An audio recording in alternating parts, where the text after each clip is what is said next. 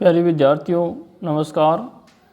आप सभी का गायत्री शिक्षण संस्थान की ऑनलाइन क्लास में स्वागत है। जैसा कि हम पढ़ रहे थे कक्षा 11 विषय राजनीति विज्ञान का अध्याय नंबर 1 संविधान क्यों और कैसे, उसमें हमने 2 पार्ट कंप्लीट कर लिए थे। आज हम पढ़ेंगे पार्ट नंबर 3। उससे पूर्व हमने पढ़ा था कि संविधान को प्रचलन में लाने का तरीका, संविधान के मौलिक प्रावधान कौन से हैं, उनके बारे में हमने विस्तार से अध्ययन किया था। हमें संविधान की आवश्यकता क्यों है, इसके बारे में हमने पढ़ा। आज हम पढ़ेंगे संस्थाओं की संतुलित रूपरेखा। तो 2 हमने पढ़ लिए थे। वैसे जो अलग अलग हम टॉपिक बना के लिख रहे थे उसमें 2 हो गए थे। अब हम 3 पढ़ेंगे। उसमें लिखेंगे हम संस्थाओं की संतुलित रूपरेखा। संस्थाओं की संतुलित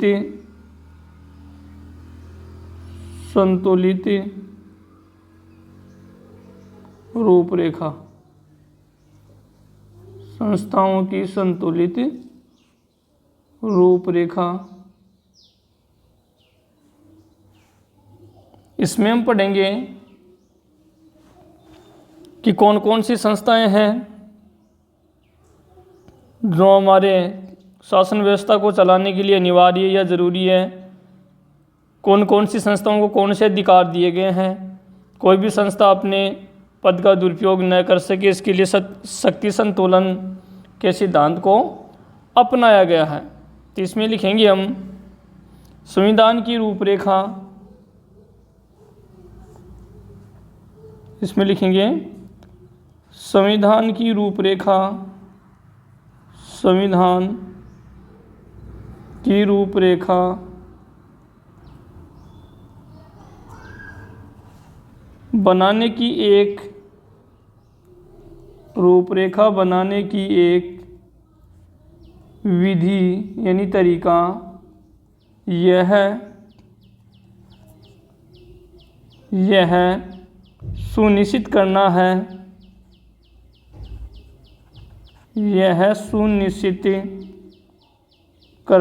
यानी तय करना है या सुनिश्चित यानी अच्छी तरह से निश्चित करना है कि किसी एक संस्था की, क्या सुनिश्चित करना है, किसी एक संस्था की, संस्था मतलब इंस्टीट्यूट, किसी एक संस्था की सारी शक्तियों पर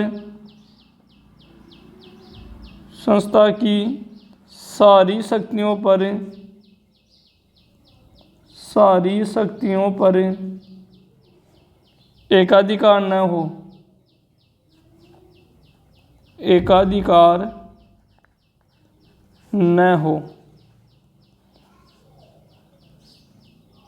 कि जो संतुलित रूपरेखा यानी बैलेंस। तो मान लो अगर सारी शक्तियाँ किसी एक ही संस्था को दे दी जाएगी तो वो क्या करेगी, शक्ति मिलने पर अपने पद का दुरुपयोग करेगी। इसलिए शक्तियों का बंटवारा किया गया है, शक्तियों को वितरित किया गया ताकि कोई एक अंग है वो अपनी शक्ति का मनमाने तरीके से उसका दुरुपयोग न कर सकें। तो एकाधिकार ना हो मतलब किसी एक संस्था का अधिकार ना हो। ऐसा करने के लिए अधिकार न हो, ऐसा करने के लिए शक्ति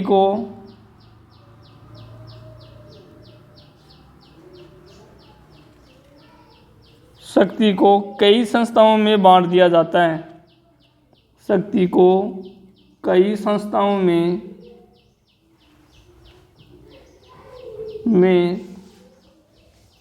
बांट दिया जाता है। यानी जो शक्ति है, ताकत है, उसको किसी एक संस्था को न देकर अलग अलग भागों में, अलग अलग विभागों को बांट दी जाती है, जिससे शक्ति संतुलन बना रहता है और एक कोई भी पक्ष अब अपने मनमर्जी न कर सकें। उदाहरण है, दूसरी लाइन शुरू से स्टार्ट करेंगे हम। उदाहरण भारतीय संविधान शक्ति को लिखेंगे भारतीय संविधान, तो भारतीय कॉन्स्टिट्यूशन है वो शक्ति को एक समान धरातल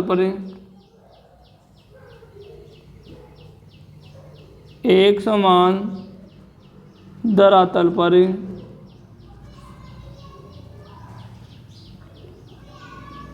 विधायिका यानी व्यवस्थापिका जिसको हम कहते हैं विधायिका, कार्यपालिका व न्यायपालिका, इसके नाम आपने सुने होंगे।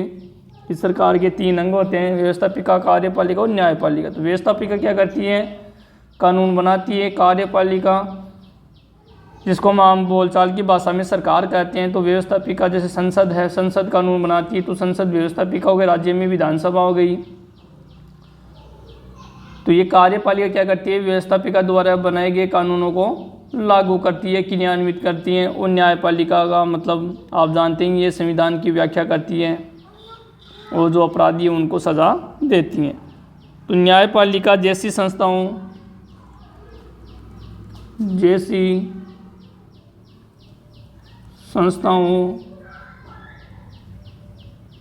एवं स्वतंत्र निकाय, ये तो 3 हो गए कि हमने शक्ति को 3 भागों में बांट दिया। विधायिका यानी व्यवस्थापिका, कार्यपालिका और न्यायपालिका जैसी संस्थाओं एवं यानी इसके अलावा संवैधानिक निकाय यानी जिसको संविधान में जगह दी गई है, एवं संवैधानिक निकाय जैसे निर्वाचन आयोग, इलेक्शन कमीशन ऑफ इंडिया, निर्वाचन आयोग। तो ये संवैधानिक आयोग नहीं, संविधान में इनको संविधान द्वारा इसको शक्ति प्रदान की गई है। तो ये संवैधानिक निकाय हैं, उनको सरकार अपनी मनमर्जी से उसको हटा नहीं सकती या उनकी शक्ति में कमी नहीं कर सकती, क्योंकि इनको जो भी शक्ति दी गई है वो संविधान द्वारा प्रदान की गई है।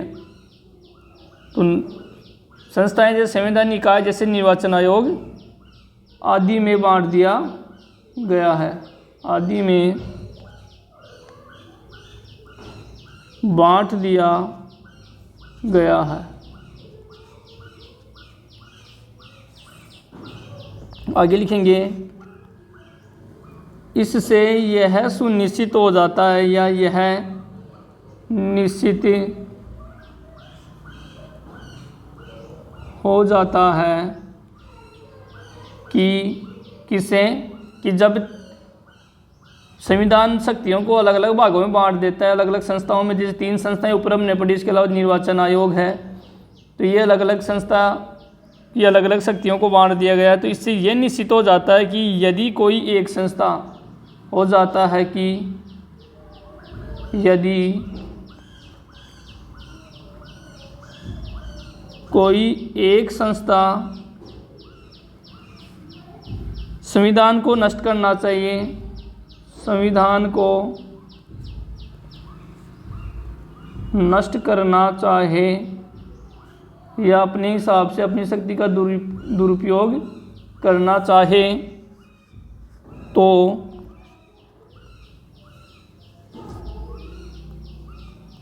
अन्य दूसरी संस्थाएं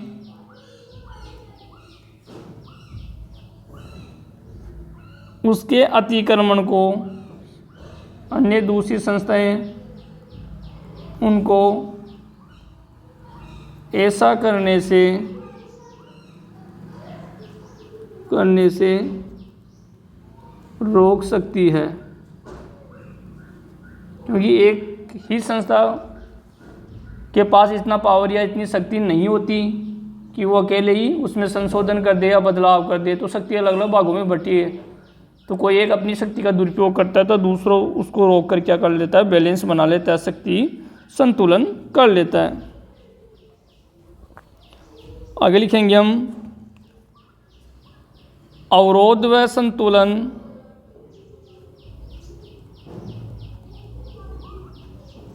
अवरोध व संतुलन यानी बैलेंस, संतुलन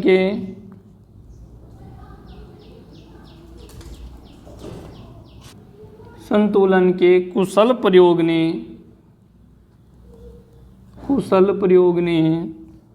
भारतीय संविधान की सफलता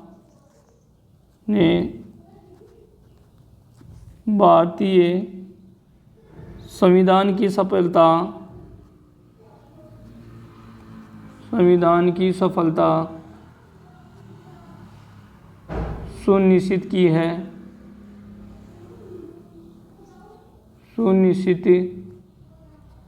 है। अगला पैराग्राफ लिखेंगे, संस्थाओं की रूपरेखा बनाने के लिए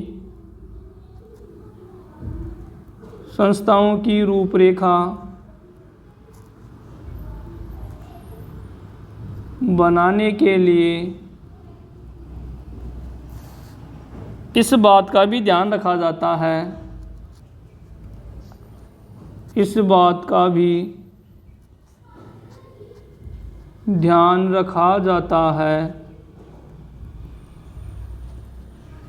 है कि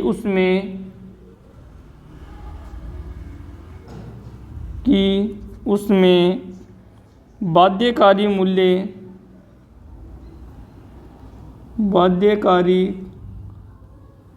मूल्य नियम व प्रक्रियाओं के साथ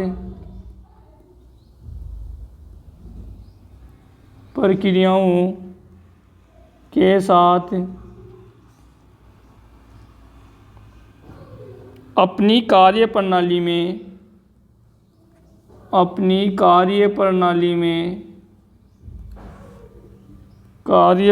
में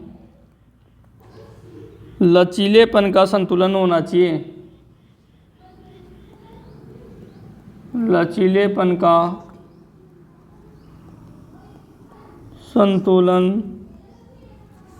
चाहिए। जिससे वह बदलती आवश्यकताओं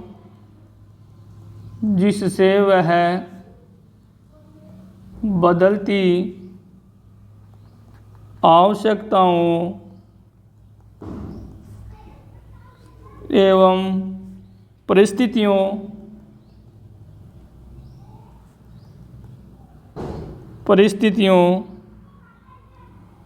के अनुसार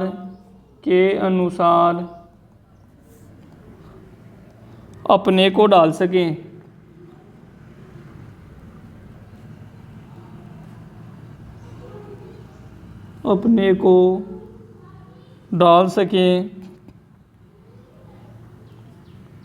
सफल संविधान प्रमुख, अंतिम लाइन लिखेंगे, सफल संविधान अंतिम प्रमुख लिखेंगे, संविधान प्रमुख मूल्यों की रक्षा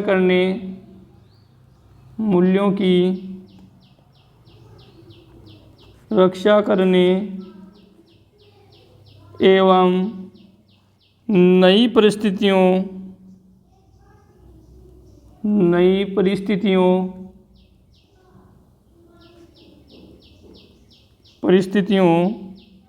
के अनुसार स्वयं को डालने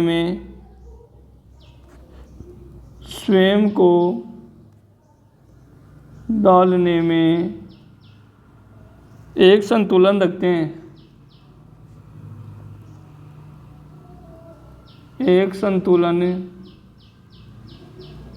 हैं। तो इसको समझ लेते हैं हम कि हमने पढ़ा कि जो 3 संस्थाएं होती है, जैसे व्यवस्थापिका, कार्यपालिका और न्यायपालिका। तो व्यवस्थापिका क्या करती है? संविधान की व्याख्या करती है। कार्यपालिका उनको लागू करती है और न्यायपालिका संविधान की व्याख्या करती है। तो देखो हमने पढ़ा कि क्या यदि मान लो कोई संस्था, ऊपर हमने ये पढ़ा जैसे निर्वाचन आयोग संवैधानिक निकाय है, निर्वाचन आयोग या चुनाव आयोग, इससे ये निश्चित हो जाता है कि यदि कोई एक संस्था संविधान को नष्ट करना चाहिए, जैसे मान लो व्यवस्थापिका है अपनी शक्ति का दुरुपयोग करना चाहे तो कार्यपालिका उनको ऐसा करने से रोक सकती है। जैसे सरकार मान लो फुल बहुमत में हो तो ऐसा करती है, तो उसको जो न्यायपालिका है वो उनको ऐसा करने से रोक सकती है। तो कोई भी संस्था है, कोई भी इंस्टीट्यूट है, वो अपनी शक्ति का मनमानी तरीके से संविधान के दायरे से बाहर जाकर अपनी शक्ति का दुरुपयोग नहीं कर सकती। अगर ऐसा करती है तो ऐसी व्यवस्था की गई है संविधान में कि दूसरा जो निकाय है, जो संस्था है, उनको ऐसा करने से रोक सकती है कि वो संविधान के दायरे में रहकर ही काम करें। इससे ये निश्चित हो जाता है कि यदि कोई एक संस्था संविधान को नष्ट करना चाहे तो अन्य दूसरी संस्थाएं उनको ऐसा करने से रोक सकती है। जैसे बताया 3 संस्था बताई, या कोई संवैधानिक निकाय भी ऐसा करना चाहिए तो दूसरी संस्था उसको ऐसा करने से रोक सकती है। अवरोध व संतुलन के कुशल प्रयोग ने भारतीय संविधान की सफलता सुनिश्चित की है। अवरोध यानी रोकना और संतुलन यानी बैलेंस। अगर कोई अपनी मनमर्जी करता है तो दूसरी संस्था उसको रोक कर क्या करेगी, उसमें बैलेंस स्थापित करेगी।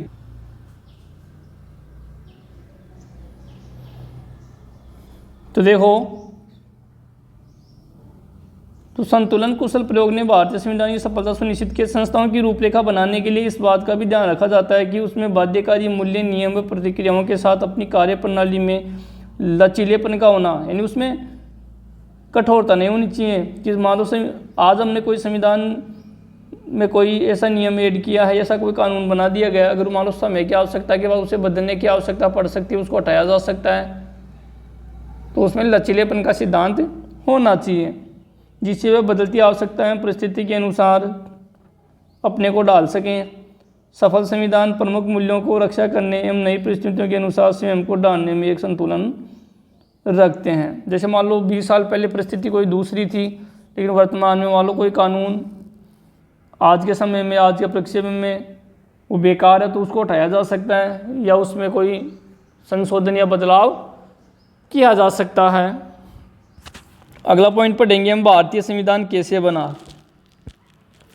अगला पॉइंट कौन सा है, भारतीय संविधान कैसे बना। तो इसमें शतक हमने पढ़ लिया था, अब दया लगा के लिखेंगे हम, भारतीय संविधान कैसे बना। भारतीय संविधान यानी इंडियन कॉन्स्टिट्यूशन कैसे बना, कैसे बना। तो ये प्रश्न होगा कि भारतीय संविधान का निर्माण कैसे हुआ, तो इसमें लिखेंगे हम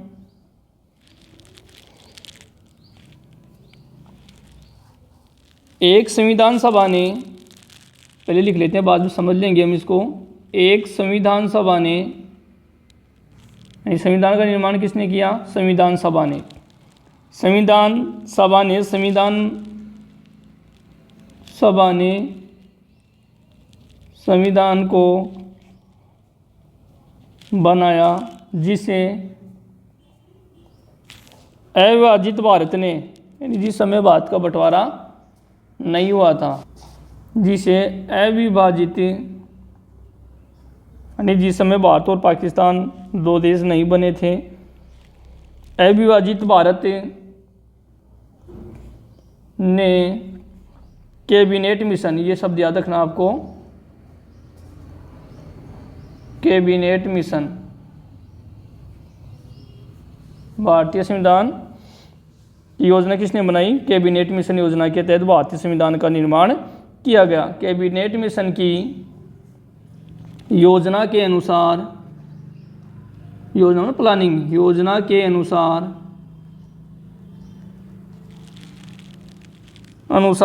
भारत में निर्वाचित किया गया था,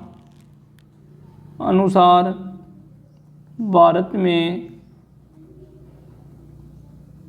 निर्वाचित किया गया था।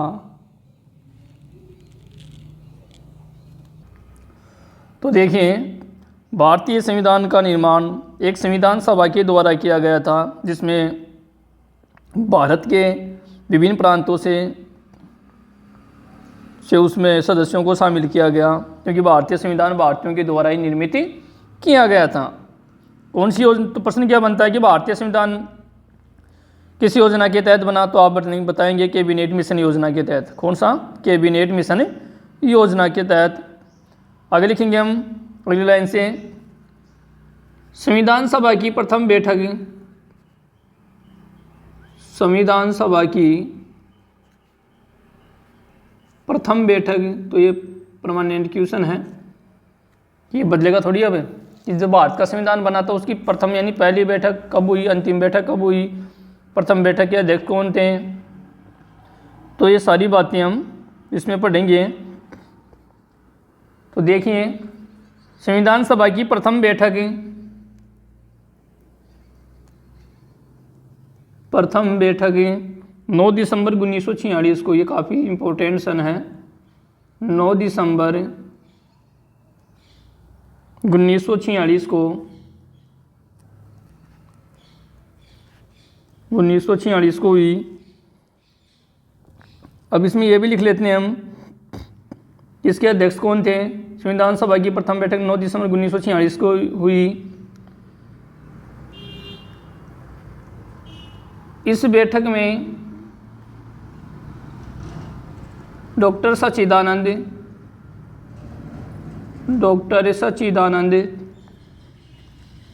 सिन्हा को अस्थायी, कौन सा? अस्थायी अध्यक्ष चुना गया एवं 11 दिसंबर 1946 को, यानी 2 दिन बाद को, डॉक्टर राजेंद्र प्रसाद को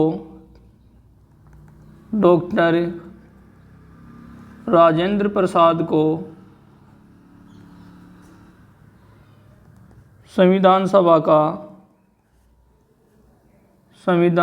का स्थायी, ये कौन से थे? स्थायी अध्यक्ष चुना गया, अस्थायी अध्यक्ष चुना गया।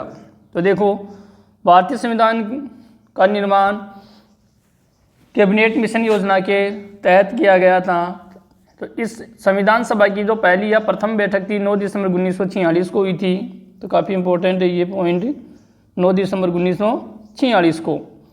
इस बैठक में अस्थायी अध्यक्ष बनाया गया था डॉक्टर सच्चिदानंद सिन्हा को। तो ये भी परमानेंट क्वेश्चन है कि जो प्रथम बैठक हुई थी संविधान सभा की, उसके अस्थायी अध्यक्ष कौन थे? डॉक्टर सच्चिदानंद सिन्हा। इसके बाद 2 दिन बाद, यानी 9 दिसंबर के बाद में 11 दिसंबर 1946 को डॉक्टर राजेंद्र प्रसाद संविधान सभा के स्थायी अध्यक्ष चुने गए। यानी फिर लास्ट तक जब भारत का संविधान बनकर तैयार हो गया था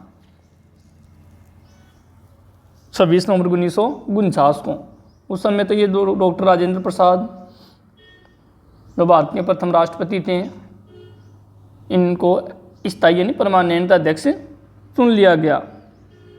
आगे देखो, 14 अगस्त 1947 को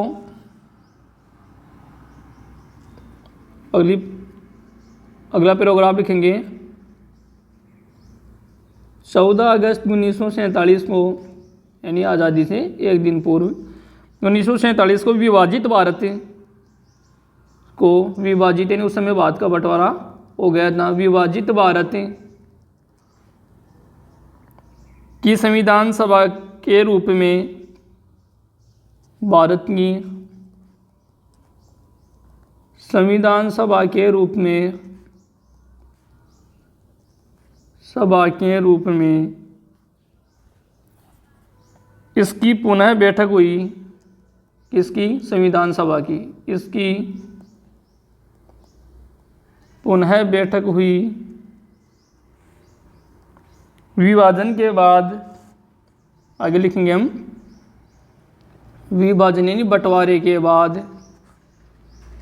विभाजन के बाद संविधान सभा के वास्तविक सदस्यों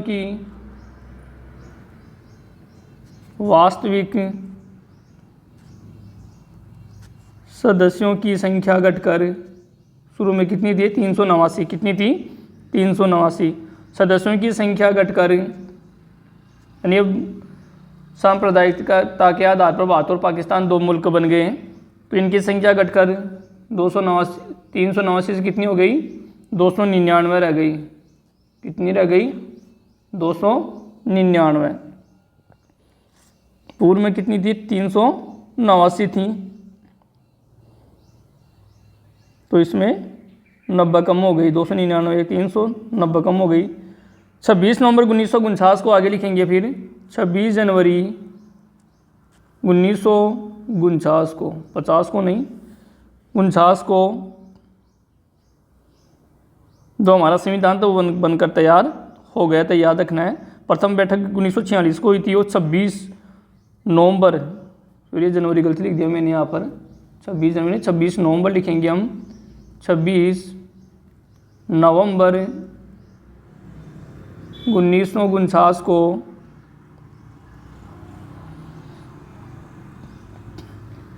हमारा संविधान बनकर तैयार हो गया था।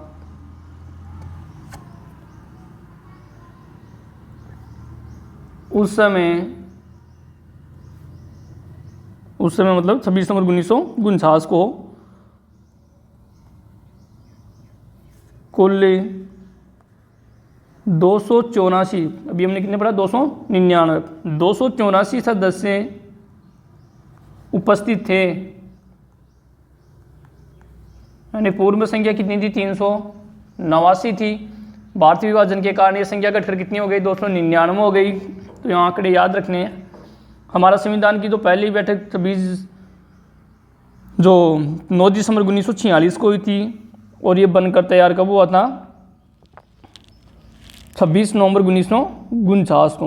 और जो अंतिम बैठक पूछे तो 24 जनवरी 1950 को। यानी भारत का जो संविधान लागू हुआ था 26 जनवरी 1950 को, तो उसमें इतना ही याद रखना, 2 दिन पहले, यानी 26 जनवरी की जगह 24 जनवरी याद रख लेंगे। 26 जनवरी को लागू हुआ था, तो 24 जनवरी 1950 को इसकी अंतिम बैठक हुई थी।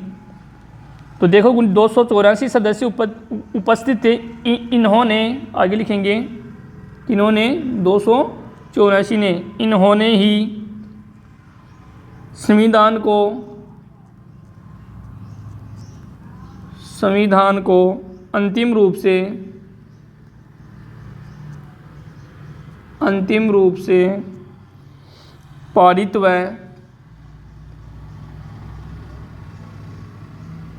व इस पर हस्ताक्षर किए। इस पर हस्ताक्षर किए। यानी 26 नवंबर 1949 को हमारा भारत का संविधान बनकर तैयार हो गया था। ठीक है, तो उस समय कुल सदस्य कितने थे? 299 नहीं, उपस्थित कितने थे? 284। तय तो 389 किए गए थे, लेकिन 299 क्यों हो गए? 90 कम कर लेंगे हम, कि भारत पाकिस्तान के 2 टुकड़े होने के कारण, 2 मुल्क बनने के कारण ये 299 रह गई। फिर जिस दिन इस पर जो अंतिम, मतलब जब ये बनकर तैयार हो गया था 26 नवंबर को, तो उस समय इनकी उपस्थित कितने? 284। तो इन 284 संविधान सभा के सदस्यों ने इन पर हस्ताक्षर किए और इनको पारित किया था। तो अब देखो इसमें 26 नवंबर से 26 नवंबर 1949 से 26 दिसंबर, फिर 26 जनवरी 1950 को, ये 26 जनवरी 1950 को लागू हो गया था। इस प्रकार आगे लिखेंगे हम, इस प्रकार संविधान सभा ने 9 दिसंबर 1946 जो पहली बैठक हुई थी से संविधान निर्माण का कार्य प्रारंभ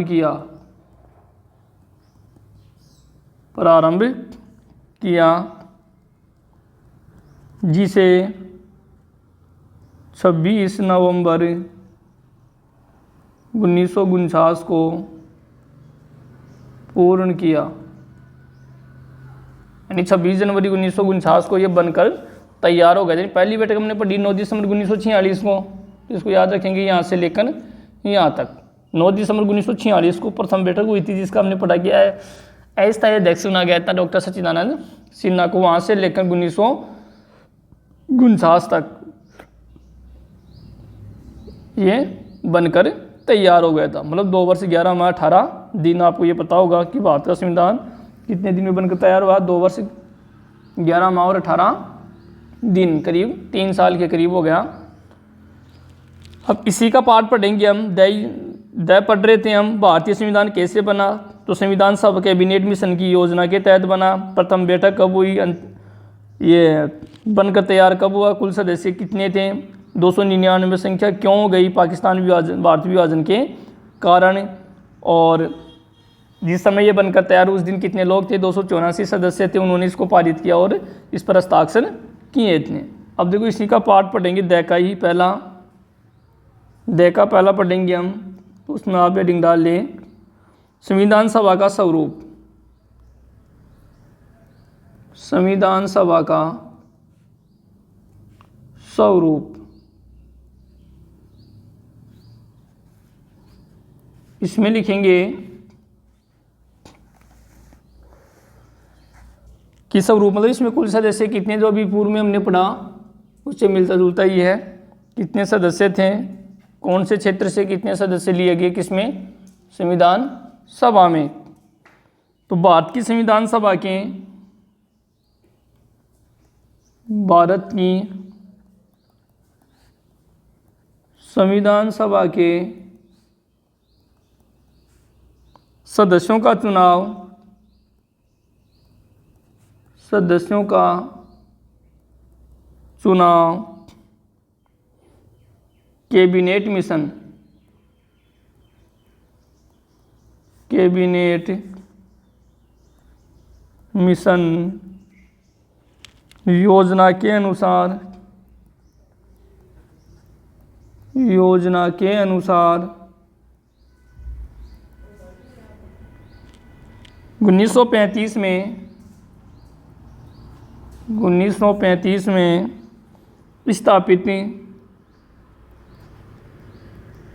स्थापित प्रांतीय विधानसभाओं के सदस्य द्वारा, प्रांतीय विधानसभाओं के सदस्यों द्वारा अप्रत्यक्ष विधि से हुआ, द्वारा अप्रत्यक्ष विधि से, विधियन तरीका विधि से हुआ, जिसमें 292 सदस्य, ये संख्या आपको याद रखनी है, 292 सदस्य ब्रिटिश प्रांतों से, ब्रिटिश प्रांतों से एवं 93 सीटें देसी रियासतों से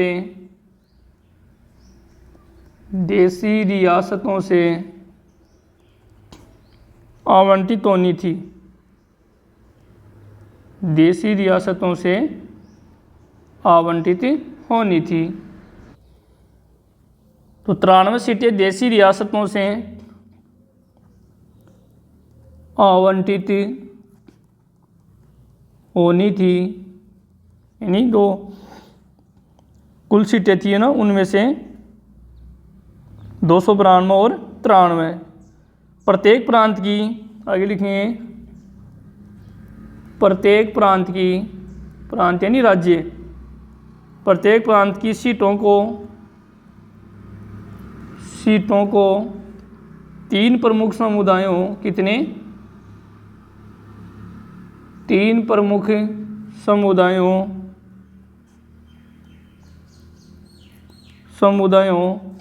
कौन कौन से, मुसलमान, सिख, ये 3 समुदाय याद रखने। 3 प्रमुख समुदायों कौन कौन से, मुस्लिम, सिख व सामान्य सीटों, सामान्य में सभी आगे, मुस्लिम, सिख व सामान्य सीटों को उनकी जनसंख्या के अनुपात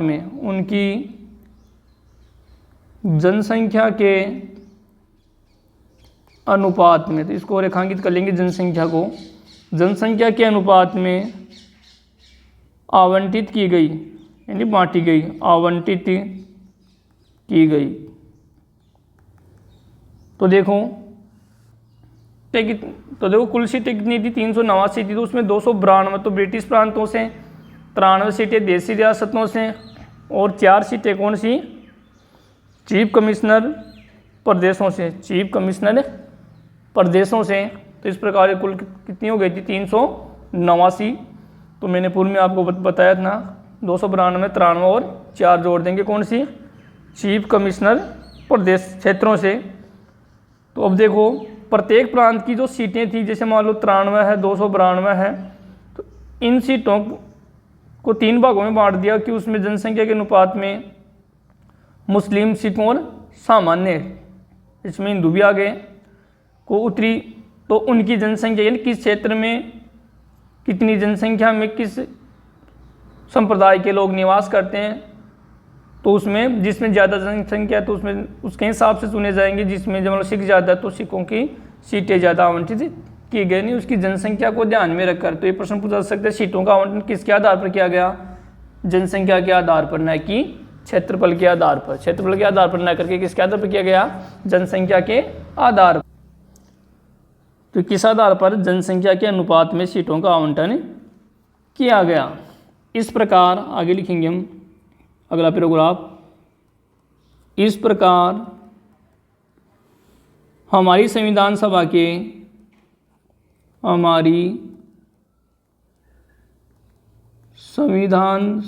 के सदस्य सार्वभौमिक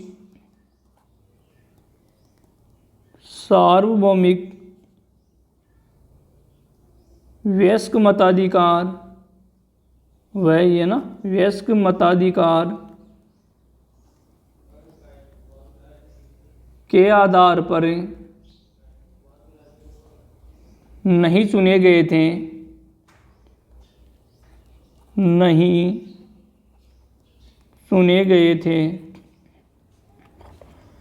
जो सार्वभौमिक क्या होता है कि निर्वाचन करते समय यानी बिना किसी भेदभाव के, यानी जेंडर यानी स्त्री और पुरुषों को जो वयस्क यानी जो एक निश्चित मतदान करने की आयु होती है, तो बिना किसी भेदभाव के उनको अपना प्रतिनिधि चुनने का अधिकार दिया गया। सार्वभौमिक का मतलब उसमें स्त्री और पुरुषों को बिना भेदभाव के क्या किया गया, मताधिकार का अधिकार प्रदान किया गया।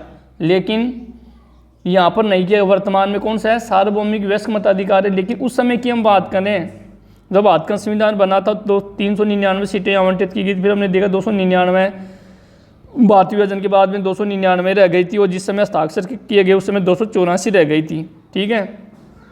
तो उस समय सार्वभौमिक वयस्क मताधिकार को नहीं चुना गया। अब भारत के संविधान में वर्तमान में क्या दर्ज किया गया है कि सार्वजनिक वयस्क मताधिकार की प्रणाली को अपनाया गया है। मतलब स्त्री और सार्वभौमिक का मतलब है स्त्री और पुरुष दोनों को समान रूप से मताधिकारी वोट डालने का अधिकार होगा। लेकिन उस समय नहीं था। उस समय क्या किया गया था कि 299 सदस्यों का निर्वाचन किया गया। तो किसके आधार पर किया गया था, सीटों का आवंटन 3 समुदायों में बांट दिया गया था, सिख, मुस्लिम और सामान्य सीट।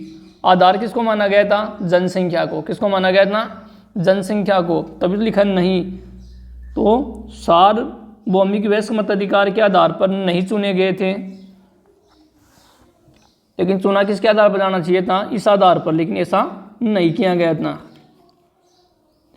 पर आगे लिखेंगे, पर उसे अधिकाधिक यानी अधिक से अधिक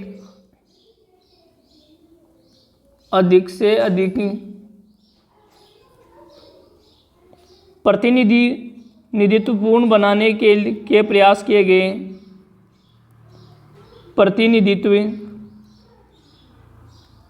प्रतिनिधित्वपूर्ण बनाने के प्रयास किए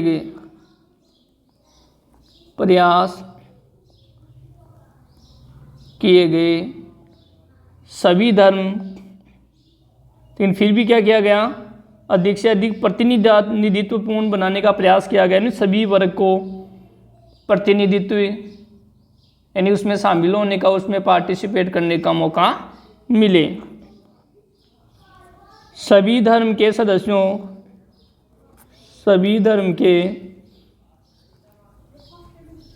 सदस्यों को अनुसूचित वर्ग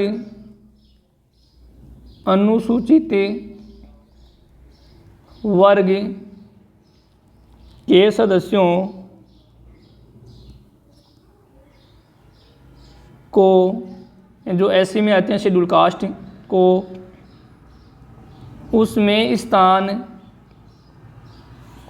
दिया गया।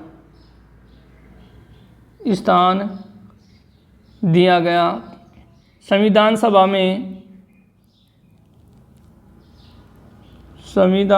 में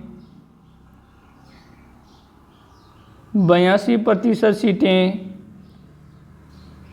कांग्रेस दल से संबंधित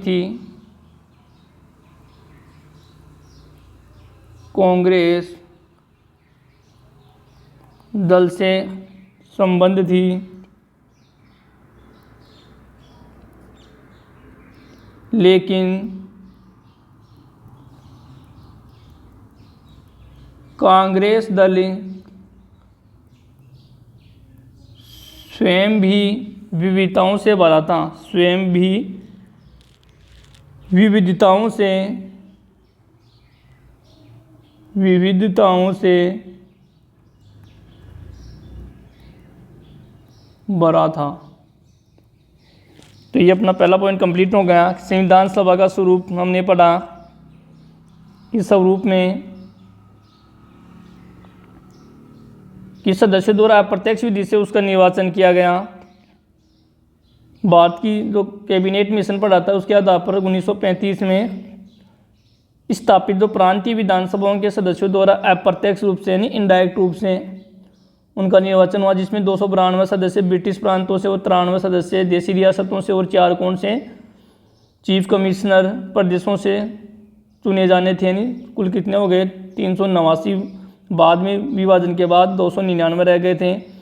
और जब उस पर हस्ताक्षर किए गए थे, संविधान जब बनकर तैयार हुआ था 26 नवंबर 1949 को, उस समय 284 सदस्यों ने उसको पारित किया और उस पर हस्ताक्षर किए थे। हम पूर्व में पढ़ चुके हैं। प्रत्येक प्रांत की सीटें, जैसे मुंबई प्रांत था उस समय, तो मुंबई प्रांत है, तो कोई भी प्रांत था, बंगाल है, पंजाब है, मद्रास है, तो प्रत्येक प्रांत की सीटों को 3 प्रमुख समुदाय में बांट दिया। कितने में? 3, सिख, मुस्लिम या मुस्लिम सिख और सामान्य सीटों में उनकी जनसंख्या के अनुपात में। किसके अनुपात में? ये सब याद रखना, जनसंख्या के अनुपात में बांटी गई थी, न कि क्षेत्रफल के आधार पर ही। इस प्रकार हमारी संविधान सभा के सदस्य सार्वभौमिक वयस्क मताधिकार के आधार पर नहीं चुने गए थे। अब तो किसके आधार चुने जाते हैं वर्तमान में? तो सार्वभौमिक, लेकिन उस समय सार्वभौमिक वयस्क मताधिकार नहीं था, यानी सीटों का जो मताधिकार जो चुनाव था वो हमने अभी पढ़ा, देशी रियासतों में बांट दिया था, 3 भाग बना दिए धर्म के आधार पर। तो उस समय दूसरा तरीका अपनाया गया था, पर उसे अधिक से अधिक प्रतिनिधित्वपूर्ण बनाने के प्रयास किए गए, नहीं सभी को मौका मिले, सभी को उसमें शामिल होने का मौका मिले। इस प्रकार जिसमें इस कारण से उसमें सिख, मुस्लिम और सामान्य में हिंदू और सब अन्य धर्म आ गए, तो उन सबको मौका मिले। इस प्रकार उसको सांप्रदायिकता के आधार पर उनका आवंटन किया गया था, धार्मिक आधार पर और जनसंख्या के आधार पर। सभी धर्म के सदस्यों को, अनुसूचित वर्ग के सदस्यों को उसमें स्थान दिया गया। जैसे हिंदू धर्म, तो हिंदू धर्म में अनुसूचित जाति वर्ग हिंदू धर्म से संबंधित है तो उनको भी क्या है उसमें उचित स्थान दिया गया। संविधान सभा में 82% सीटें कांग्रेस दल के से संबंधित थी, लेकिन कांग्रेस दल स्वयं भी विविधताओं से भरा हुआ था। आगे देखो, अगला पॉइंट पढ़ेंगे हम 2 लगा के लिखेंगे। पहला हमने पढ़ लिया संविधान सभा का स्वरूप, इसी का दूसरा पढ़ेंगे भारतीय संविधान कैसे बना, यह हमारा पॉइंट चल रहा था। उसकी सामान्य जानकारी हमने ऊपर पढ़ ली थी। फिर पहला पॉइंट था संविधान सभा का स्वरूप, इसमें भी लगभग वही आएगा। 292 सीटें 93 सीटें किसके लिए आवंटित थी, 3 भागों में बांटा गया। अब पढ़ेंगे संविधान सभा के कामकाज की शैली या तरीका। संविधान सभा के कामकाज की शैली यानी उसका तरीका। तो देखो, संविधान सभा के सदस्यों ने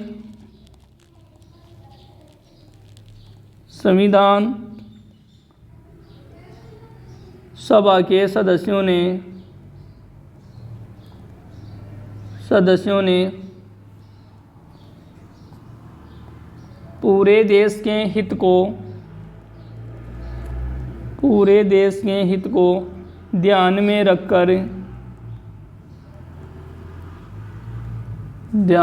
रखकर विचार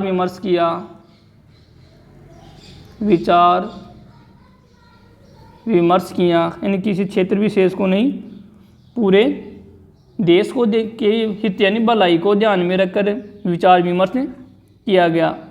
सदस्यों में हुए मतभेद, सदस्यों में जो संविधान सभा के जो सदस्य थे 389, तो सदस्यों में हुए मतभेद यानी उनके विचार आपस में मेल न खाना। मतभेद वैध सैद्धांतिक आधारों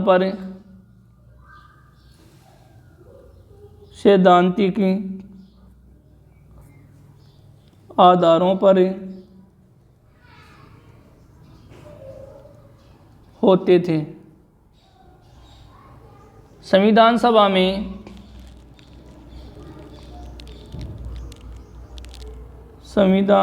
में लगभग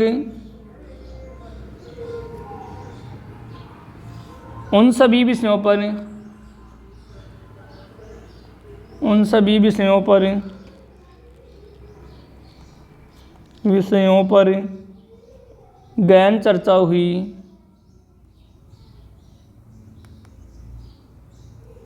गहन चर्चा हुई जो आधुनिक राज्य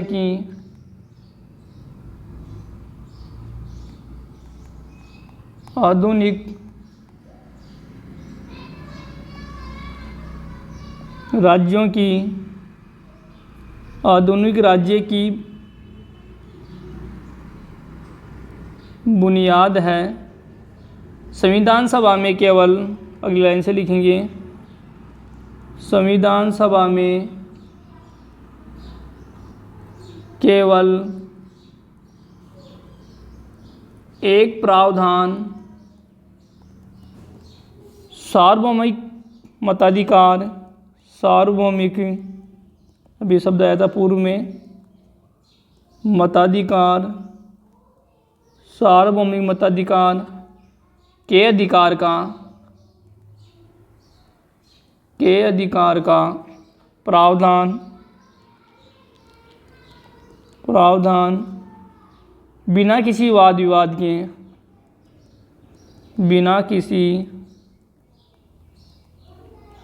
विवाद के ही पारित हुआ था।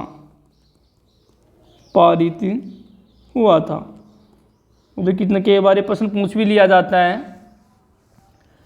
कितना अच्छी बात है ये कि संविधान सभा के सदस्यों ने पूरे देश के हित को या पूरी देश की भलाई को ध्यान में रखकर विचार विमर्श किया था। जैसे ऊपर हमने पढ़ा कि उसमें सिख, मुस्लिम, हिंदू सब सामान्य नहीं, सबको मौका दिया गया। उसमें अनुसूचित जो जाति है उनका भी ध्यान रखा गया। सदस्यों में हुए मतभेद वैध व सैद्धांतिक आधारों पर होते थे। मतलब मतभेद होता जाते थे, उनके विचार आपस में किसी सब्जेक्ट को लेकर या किसी विषय को लेकर उसमें मतभेद होता था, उनको बातचीत के द्वारा उसको सुलझा लिया जाता था। संविधान सभा में लगभग उन सभी विषयों पर गहन चर्चा हुई जो आधुनिक राज्य की बुनियाद है। इन लगभग सभी जो बातें हुई तो उस पर गहरा विचार विमर्श किया गया, लंबी बहस हुई, उसके बाद उन्हें सर्वसम्मति से पारित किया गया। लेकिन संविधान सभा में केवल एक प्रावधान, देखो यहाँ पर आपको विशेष ध्यान देना है, इसको नया पॉइंट बना लेंगे। केवल एक प्रावधान, केवल एक प्रावधान कौन सा? सार्वभौमिक मताधिकार के अधिकार। यानी पूर्व में तो अभी पढ़ा हमने कि उस समय तो कैसा था, सिख मुस्लिम और सामान्य सीटों में बांटा गया था। लेकिन एक विषय आया कि संविधान बनने के बाद मताधिकार का अधिकार किसका हो, क्या केवल पुरुषों को हो, क्या महिलाओं को, क्या दोनों को हो? क्योंकि हम कई बार देखते हैं कि दुनिया के कई जो मॉडर्न कंट्रीज है उनमें महिलाओं को वोट का अधिकार नहीं दिया गया है या नहीं दिया गया था पूर्व में, बाद में उनको दिया गया, तो ये भेदभाव था। तो भारत में केवल एक प्रावधान ही ऐसा था, सार्वभौमिक मताधिकार के अधिकार का प्रावधान, अधिकार का प्रावधान यानी सार्वभौमिक वयस्क मताधिकार, इसको ऐसे भी याद रख सकते हैं हम। सार्वभौमिक वयस्क मताधिकार का जो अधिकार, जो प्रावधान था, वो बिना किसी वाद विवाद के पारित हो गया था। तो प्रश्न क्या बनेगा कि ऐसा कौन सा प्रावधान था जो संविधान सभा में बिना किसी बहस के, बिना किसी विवाद के या बिना किसी वाद विवाद के ही सर्वसम्मति से पारित हो गया था? तो वो था सार्वभौमिक वयस्क मताधिकार। कौन सा था? सार्वभौमिक वयस्क मताधिकार। इसका मतलब क्या होता है? सार्वभौमिक वयस्क मताधिकार का मतलब क्या होता है कि भारत के प्रत्येक, चाहे वो स्त्री हो चाहे पुरुष को, उन सबको वोट डालने का अधिकार होगा। मतलब उसमें एक आयु भी होती है कि भारत में 18 साल है, तो एक निश्चित आयु तय करने के बाद चाहे वो महिला हो चाहे पुरुष हो, उन दोनों को समान रूप से अपने मत का यानी वोट का प्रयोग करने का अधिकार होगा। इस विषय पर कोई वाद विवाद नहीं हुआ। तो ये प्रश्न भी बनता है कि कौन सा प्रावधान था जो बिना किसी वाद विवाद के संविधान सभा ने पारित कर दिया? तो वो था सार्वभौमिक वयस्क मताधिकार। ठीक है, तो इसको हम याद कर लेंगे। तो प्यारे विद्यार्थियों, भारत का संविधान कैसे बना, इस टॉपिक में हमने 2 पॉइंट कंप्लीट कर लिए हैं। कुल उसमें 5 टॉपिक हैं। तो आगे जो तीसरा है संविधान सभा की कार्यविधि, चौथा है राष्ट्रीय आंदोलन की विरासत, और अंतिम है संस्थागत व्यवस्थाएं हैं। ये हम नेक्स्ट वीडियो में पढ़ेंगे। तब तक के लिए धन्यवाद।